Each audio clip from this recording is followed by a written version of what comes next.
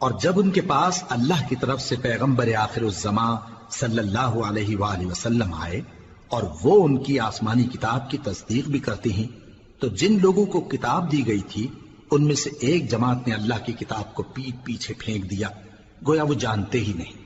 اور ان چیزوں کے پیچھے لگ گئے جو سلیمان کے عہد سلطنت میں شیاطین پڑھا کرتے تھے۔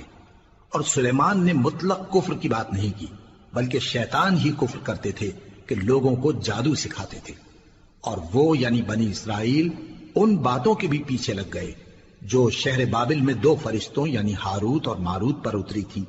اور وہ دونوں کسی کو کچھ نہیں سکھاتے تھے جب تک یہ نہ کہہ دیتے کہ ہم تو ذریعہ آزمائش ہیں، تم کفر میں نہ پڑو۔ غرض لوگ ان سے وہ چیز سیکھتے جس سے میاں بیوی میں جدائی ڈال دیں، اور اللہ کے حکم کے سوا وہ اس چیز سے کسی کا کچھ بھی نہیں بگاڑ سکتے تھے، اور کچھ ایسے منتر سیکھتے جو ان کو نقصان ہی پہنچاتے اور فائدہ کچھ نہ دیتے، اور وہ جانتے تھے کہ جو شخص ایسی چیزوں یعنی سحر اور منتر وغیرہ کا خریدار ہوگا اس کا آخرت میں کچھ حصہ نہیں، اور جس چیز کے عوض انہوں نے اپنی جانوں کو بیچ ڈالا وہ بری تھی، کیا اچھا ہوتا جو وہ اس بات کو جانتے، اور اگر وہ ایمان لاتے اور پرہیزگاری کرتے تو اللہ کے ہاں سے بہت اچھا صلہ ملتا، کیا اچھا ہوتا جو وہ اس سے واقف ہوتے۔ اے اہل ایمان،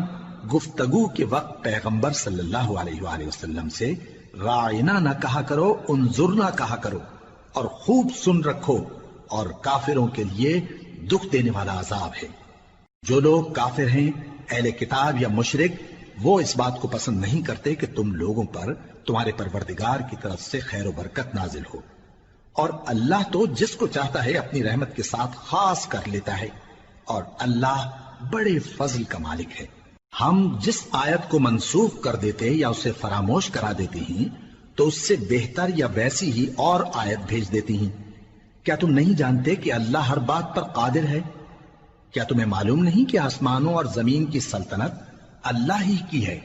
اور اللہ کے سوا تمہارا کوئی دوست اور مددگار نہیں؟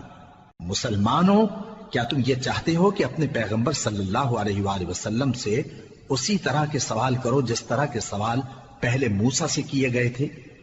اور جس شخص نے ایمان چھوڑ کر اس کے بدلے کفر لیا تو یقیناً وہ سیدھے رستے سے بھٹک گیا۔ بہت سے اہل کتاب اپنے دل کی جلن سے یہ چاہتے ہیں کہ ایمان لا چکنے کے بعد تم کو پھر کافر بنا دیں، حالانکہ ان پر حق ظاہر ہو چکا ہے، تو تم معاف کر دو اور درگزر کرو یہاں تک کہ اللہ اپنا دوسرا حکم بھیجے۔